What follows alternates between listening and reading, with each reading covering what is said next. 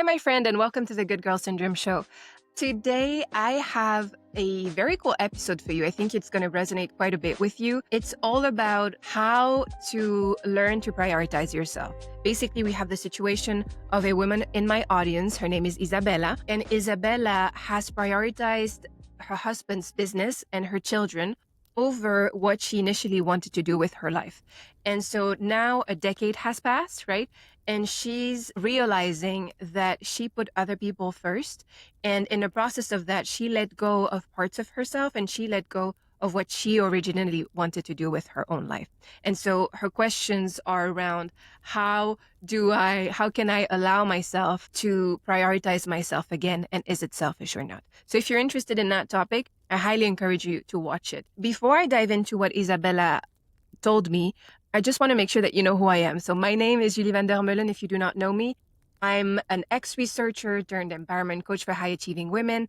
And for the past 3-4 years, I have been blessed to be able to help over 1,000 women unbecome good girls. So I've basically developed a concept called Good Girl Syndrome, hence the Good Girl Syndrome show that you're watching now. And I have developed a whole theory around that, frameworks and tools to help women, one, understand their good girl patterns, and two, see how those destructive patterns were impacting their lives. And three, how to basically get rid of those patterns and choose other ways of being, right? More empowering ways of being in their life so that they can actually do what they need, right?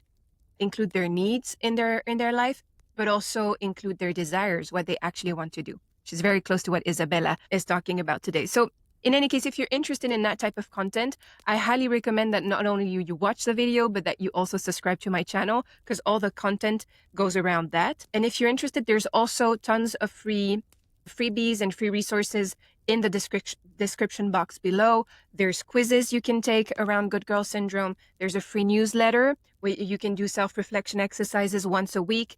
You can follow me on socials. You can also work with me if you want to work with me and have me as your coach. But you can basically go check all these resources in the description box. I think that's it. Let's start. So let me read first what Isabella told me so that you get a feel for the context, and then I'm going to see what comes up. So here's what Isabella told me. She says, I've been married 13 years. I have 3 children. I love being a mother. I genuinely do. I also helped my husband build his real estate business when it was struggling.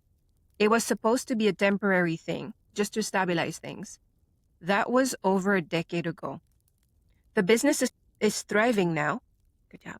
We are financially stable. From the outside, everything is great. But lately, I feel something pulling at me. Before I got married, I wanted to write. I wanted to create a life around words and ideas. I don't resent my husband. I don't resent my kids. I chose this. But I also feel like I quietly disappeared somewhere along the way. If I step back from the business now, it affects him. It affects us. And I feel guilty even thinking about it because so many women would love the stability. How do I know if this is selfishness? Or is it alignment? How do I choose myself without breaking something beautiful? Yeah, that's a beautiful, beautiful question. I think even though your situation, Isabella, is specific to you, I think that many of us, and I'm including myself on purpose in this, many of us will resonate with some pieces of the story where you basically prioritized what was best in a moment, right? For your family, for your couple, for your relationship. Yeah, for the greater good, right? And somewhere along the way, you kind of lost yourself, right?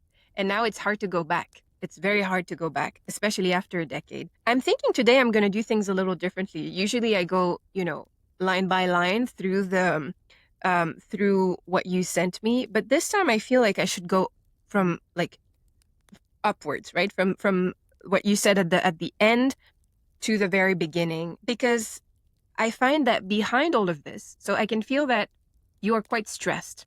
That's what I would imagine, that from what you're describing here, there's a big conflict inside of you between what you want to do and between what you're actually doing.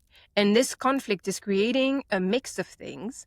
Guilt, right? You mentioned that. I feel guilty even thinking about it. But I also think it creates resentment. And which is why you said, I don't resent my husband and I don't resent my kids. I actually think you do. I'm not sure if you allow yourself to feel resentful, but I actually think you do. And I'm going to tell you why in a second. So the first thing that I want to talk about is what you said at the very end there. You said, if I step back from the business now, it affects him. It affects us, right? And yes, that is completely true.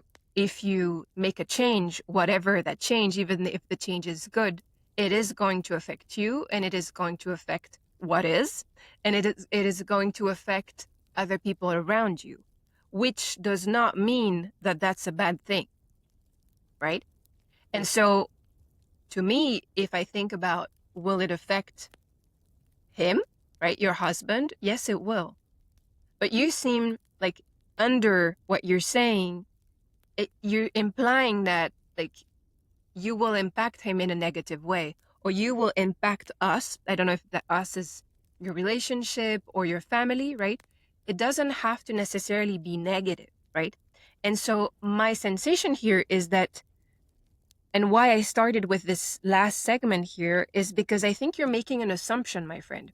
I think you are writing to me, and it makes perfect sense of why you would write to me to say these things, is because I think you are trapped in your own mind in a specific representation of, now things are good, even though I'm not happy in it, at least partially not happy in it, not fulfilled fully in it. So for me, it doesn't work, but at least it works for everyone else. So I'm going to stay there because I don't want to create change. It will change things, and change is bad. I'm making a shortcut here. I'm simplifying, but that's kind of what I'm hearing here, which means two things. It means you're making assumptions.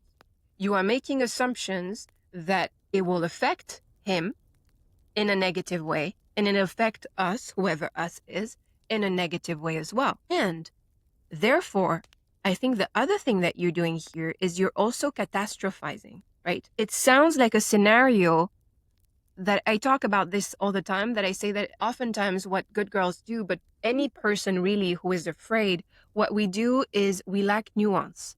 We forget that between this option and this option, there's often a whole array of sub options. There's a whole other range of possibilities. But all we see is, if I do this, then this, if I do that, then that. Like, and you're stuck between those two options where none of them suit you. Because of course I would imagine that you've created something beautiful with your husband. Things are working really well. You have a beautiful family. Of course you don't want to break that. If you think it will affect everyone negatively and you think it's a bad thing, of course you will not want to do that. You will stay in that situation because I would imagine you're a good person, right? Which is why you're listening to this show, because there's a big part of you who is attached to being a good person, right? If you're being a good girl in general.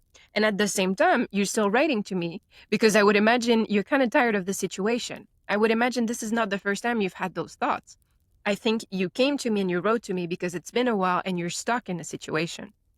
And so to me, the best way to get unstuck, my friend, is to stop seeing things in black and white, is to stop catastrophizing, and it's to stop making assumptions about all the bad things that will happen if you make that decision. What seems to me in like what you've written, and perhaps I lack context, so perhaps I'm off track here, but I even have the impression from what you wrote to me here and in the rest of what I've received that you haven't even spoken to your husband about any of this. So see within yourself, Isabella, if this is true or not. Is your husband aware of all of this that is happening inside of you? And I'm going to make it clear because I tend to coach women, and us women, sometimes we like to speak in indirect ways. And so sometimes we think we made something clear, and actually it's not clear for the person in front of us, right? And so it's a question, it's a real question. I'm wondering here, have you talked to your husband about this? And have you been really clear on the fact that, hey, I love what we've built. I'm so happy I was able to help. I'm so happy we're like stable in so many ways, and I have loved taking care of our kids.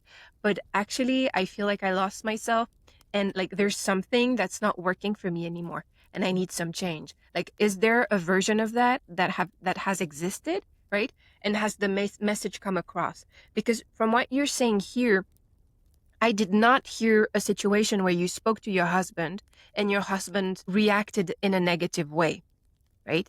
And you didn't even talk to me here about the possibility that your husband would react in a bad way. That's not at all what seems to appear here, which is possible that I'm wrong, right? But I think in what you're saying here, this is not about you having a difficult relationship with your husband or you necessarily being afraid of his reaction. I think it's more like you're 10 steps before that.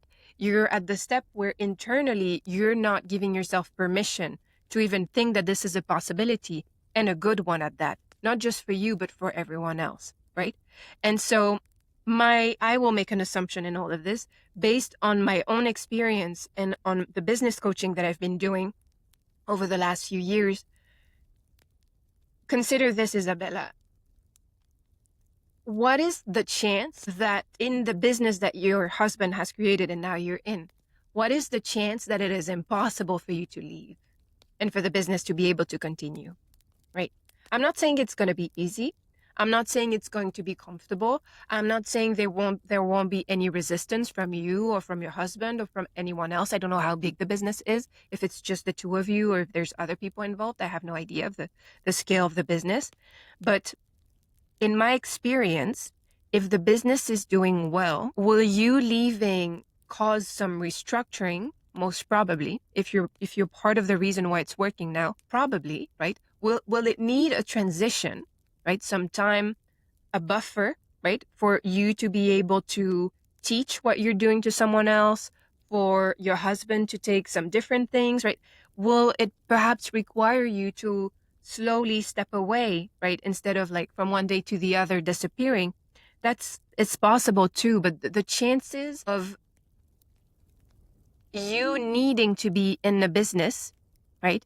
And you creating some huge issue for the business if you leave eventually, right? If you do this gradually, I think are very, very low.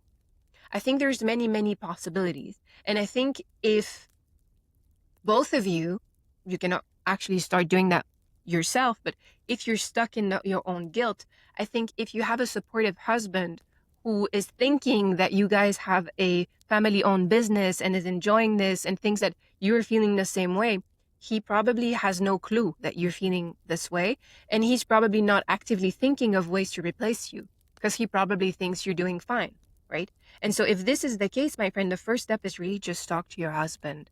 Talk to your husband, tell him the truth, right? Explain what's going on inside of you. Most probably your husband knew that you had those aspirations before. You said something about ideas and words, I think. Yeah, you said, I wanted to create a life around words and ideas. I would imagine that the woman he fell in love with already had that part of herself, right? And so he knows that, right? On some level, he knows that. Perhaps he forgot because you guys are at a different stage of life. And, if a part of you disappeared for you, it's possible that it's also disappeared for others in your life without them having bad intentions about it. And so I think you giving yourself permission to just express that, right?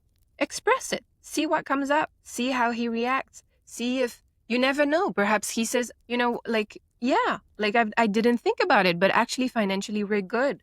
And like structurally we're good. Like if you want to step out, you can step out.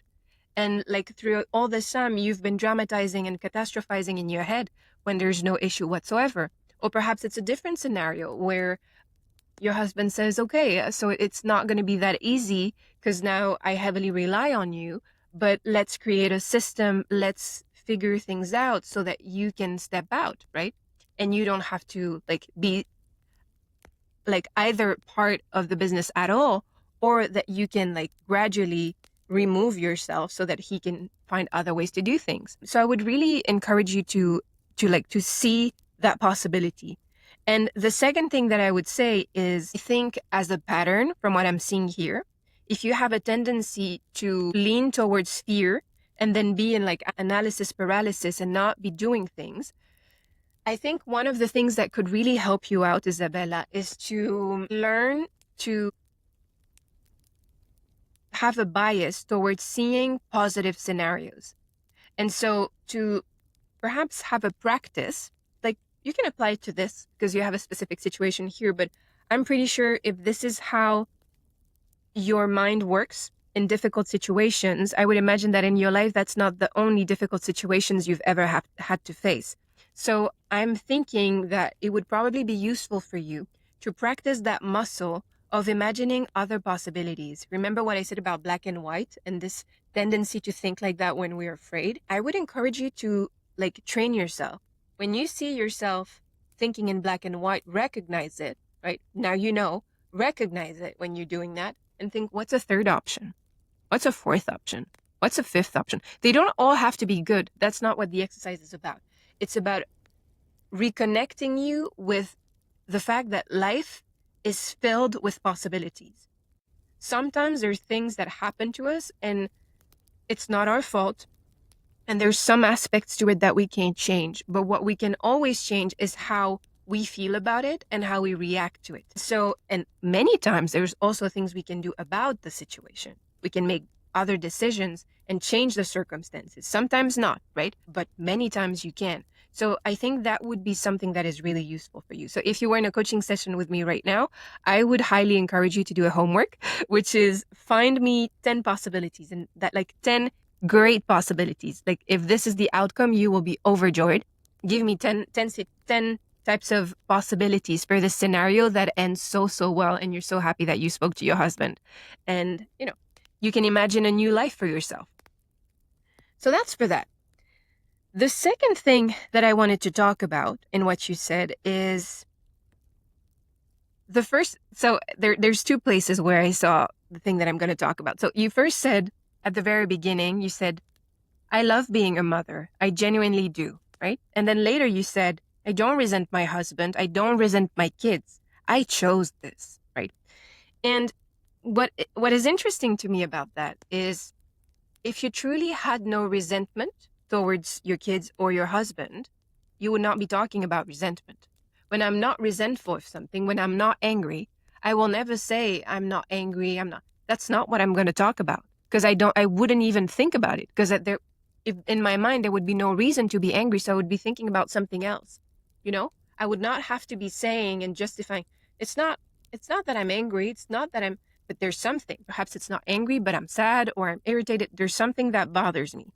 And here in what you're saying, there's something around that. I don't have further context about your kids, why you mentioned your kids in that way. I would just say that, I would dig into that if we were in a coaching session. Here, I'll just say, think about it.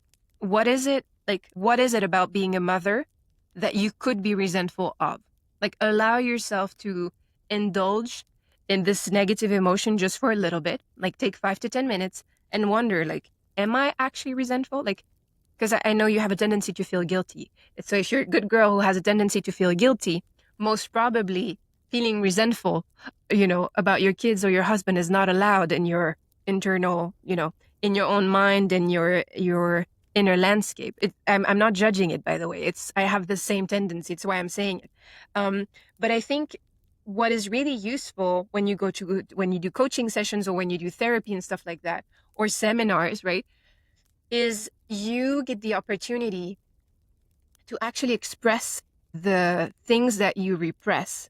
And so it seems to me, from the little bit of profiling that I can do from what you say here, that you are someone who will repress the negative things that she feels because she wants to be a good person. She wants to be supportive and stuff like that. And so when you're saying to me, I don't resent my husband and I don't resent my kids, I actually think it's worth considering. What if you did? What if you do resent your husband? Why? Why would you resent him? What is this about? And I don't know what the answer is. I have no idea. I don't know the context. But perhaps I can imagine things for you if it makes it easier. I could say that perhaps you can be resentful that the business didn't work as well, right? And that you needed to step in. Perhaps you can be resentful that he didn't make it easy for you to leave, that he got used to the situation and he was happy that you were in the business. You can be resentful of that. Perhaps you can be resentful that now you need to have this conversation, you have this issue in your mind when you would love for him to read your mind and not have to do it. And about your kids, I don't know what the kids are about. I don't have any other context, but it could be anything. It could be that you're resentful because now you feel like being a mother is a big role that you have in your life and you feel like there's no space they take a lot of space, and you have other parts of yourself that you mentioned somewhere have disappeared, right? And so perhaps you can be resentful of that. Whatever it is, what I say doesn't have to make sense to you. It's just to get you started. I'm giving you some momentum so that you can get your mind started on why someone with this situation, right, could feel resentful of other people. What is it that your guilt, the fact that you feel like you shouldn't be resentful, what is it making you keep inside and push inside and never express? And what if for once you expressed it, right? What if at least for once you expressed it to yourself or to someone else? You can go seek help if that's accessible to you. You can also go talk with someone or to a friend, or just really let it out in an open way and see what comes out. Because I think there's a misconception in most good girls that, oh, if I don't say the thing, it will just disappear and I'm not allowed to have these thoughts. When you actually express the thing to yourself, it doesn't have to be to someone else.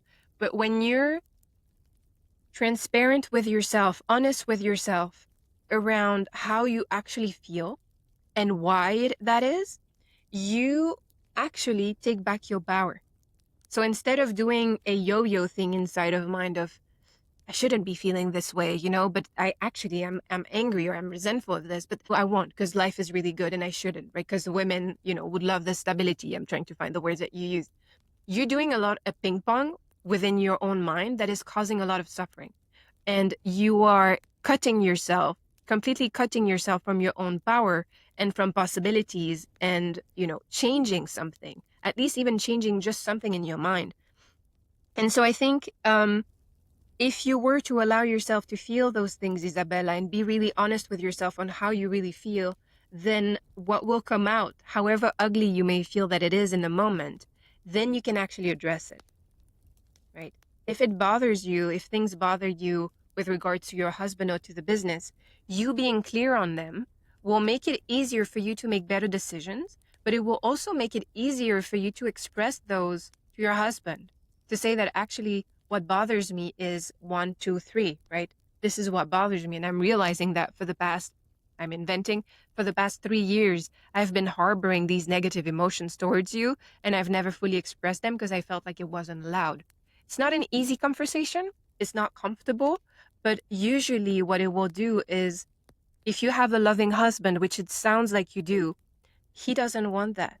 He doesn't want you to be harboring negative feelings about him, because it will create a little bit of a disconnect between the two of you, even subtly. But also, he doesn't want you to suffer. I would imagine that you married a good guy. And so if he's a good guy, he doesn't want you to suffer, even if what he has to hear is uncomfortable. He will probably want to change things because he doesn't want you to suffer and to feel like you have to be doing things. So that was point number 2. The third thing that I wanted to talk about briefly is, you said, lately I feel something pulling at me. Before I got married, I wanted to write. I wanted to create a life around words and ideas, right? And you asked me lower, you ask, could this be alignment? Is it selfishness, or could this be alignment? And I think that part, the pull, is alignment, my friend. This is you feeling a desire for something, right? The pull that you describe is exactly what alignment feels like. It's when it doesn't really make sense, right? Rationally, you created your whole life in a specific way. From the outside, it sounds amazing, right? Everything you were telling me. But there's this pull, and it keeps coming back and back and back. And a lot of the work that I do has to do with, like I said, removing destructive good girl patterns. But at the end of it, the idea is, when you unbecome a good girl, right? What you become to me is not a bad girl. What you become to me is a girl who is alive, a girl who is on fire, a girl who can be good, but can also be all the other parts of herself. And I think that the only way to go towards aliveness is for you to listen to the little voice inside of you that whispers things that are exciting to you, right? Things that feel like play, things that feel like joy, things that just excite you and make you want to live life fully, right? instead of doing the thing because you have to and you should already be, all the shoulds, removing all the shoulds and going towards what you desire. So I think if I were you, not only would I see this as alignment, but I will pull on that thread. There's a thread there. There's something that wants to be expressed negatively. We talked about that, so not talking about this anymore. But there's also something that wants to be expressed that is positive, right? There's a desire inside of you to go back to these aspects of yourself that you've put on the side because you had other priorities for a while. And now they're like, you know, they're kind of like nagging you. They're like, hey, it's time, it's time for us to come back. It's time for us to, be able to express ourselves. And it's time for you to explore us again. Right. And if I were you, I would really go do a deep dive into that. What do you really want? What is it about words and what is it about ideas? Right. What is it about it?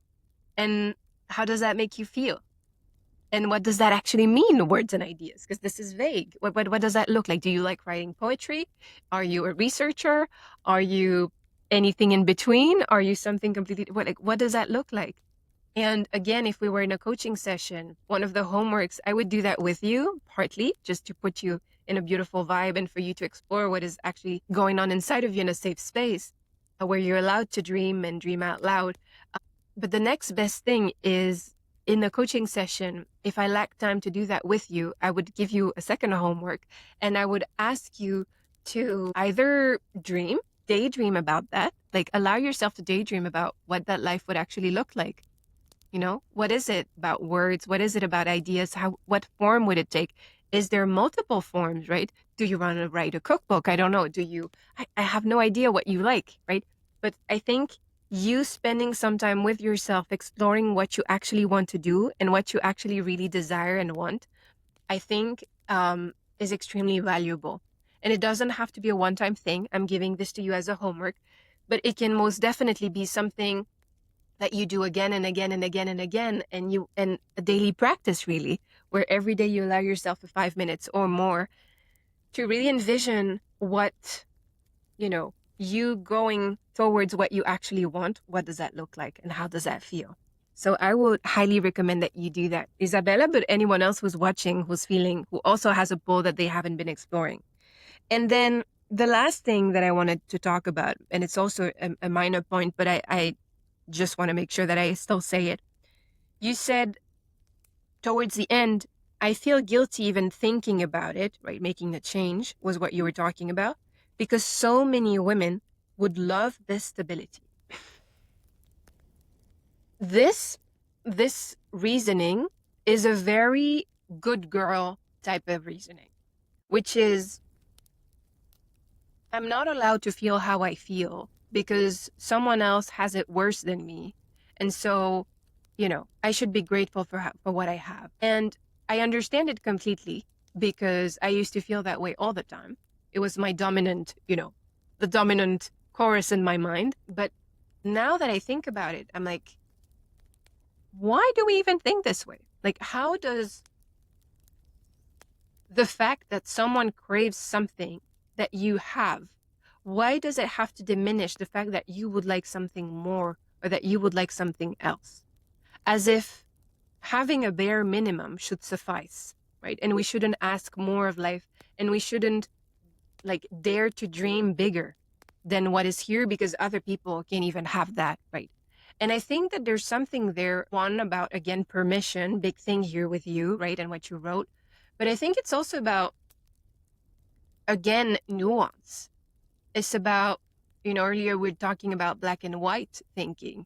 And here it's a little different, but there's some similarities here too. Here it's the idea of there's just one truth. No, no, it is possible for you to hold two truths in your hands. You have two hands. It's possible to have two truths at the same time and for them to coexist peacefully. It is fully possible for you to know that there's a lot of women or a lot of people who would love to be in your situation, who would love to be in your shoes, right? That's what they would really, really love. Like if they had your situation, they would feel like that's their biggest dream. And you can feel grateful that, you have that stability and you have those beautiful things. You have built a beautiful life. right? And you can feel compassion for the women who do not have that situation and desire it, right? Um, and this has nothing to do with the fact that you can still have something and not want it. You can have something and want it and still want something else. Those two things are completely separate. There's no reason why you can't be doing both of these things in your own mind. No reason whatsoever. However, somehow we make a connection, a shortcut where if we feel grateful, which I do, I love feeling grateful for life. And I would recommend to anyone, I can tell that you're someone who goes towards gratitude. And I think it's a beautiful thing, very, very useful thing, beautiful ritual, beautiful mindset. And, right, and sometimes the people who are most grateful, at least in appearance, who are most grateful, they have a tendency to suffocate the things that they actually don't like, or they have a way of thinking, not allowing themselves to actually feel the things they really feel. And by that, I mean the negative things they feel, right? They don't have to be destructive things, but just negative, right? So typically someone who's wired to feel guilty if they're not grateful, right? Like it's you switched kind of the way of doing gratitude. Gratitude is not something you guilt yourself into. You don't guilt trip yourself into gratitude. Gratitude is a state of being where you truly, truly, deeply appreciate what is. And you can fully do that, right? And in the full appreciation of what is, you can also fully appreciate the fact that as human beings, we are wired towards a sort of progress, towards a sort of evolution. And so it's not necessarily that you take what you have for granted, but you can have a thing and you can want more. You can have a beautiful first kid and want a second one. Doesn't take anything away from the first one, right? It's just you would love a second child. I can take something more trivial. You can read one book and think, oh my goodness, I would love to have 10 books, right? How is that, an issue when it's like with a book? In the context of a book, you don't see why there's an issue. So why would you see that there's an issue with someone else, something else in your life, right? That is bigger. Why would you feel guilty about that? I think you can hold both. So that's where I'm going to leave it. You do whatever you want with what I just said. But I think that that's something to look at for you. But in general, for us good girls, is we have a tendency to not see life as the full picture of what it really is. And because of that, we kind of restrict what is possible for us, and we restrict the real, the raw of everything that is going on inside of us. And I think that's a mistake. And I think that unbecoming a good girl or becoming someone who's fully alive, right, and free, I think is allowing your full being, every side of yourself, whether she's convenient or not, to fully exist and to fully express herself, whether with others or just within yourself. But I think that's really important. In any case, my friend, that was an amazing testimonial, if I can put it like that. Amazing testimonial, amazing questions. Thank you so much for taking the time to write to me, Isabella. Thank you so much for whoever is watching this. I deeply appreciate you. Thank you for spending your time with me. And thank you for showing me some love, whatever it is that you're doing, whether it's by watching and sticking around. I really appreciate you. Or if you're one of those people who give me a lot of engagement, fully appreciate you for everything that you do for me and for being here. I wish you a beautiful, beautiful day, and I will see you on Sunday. Bye, my friend.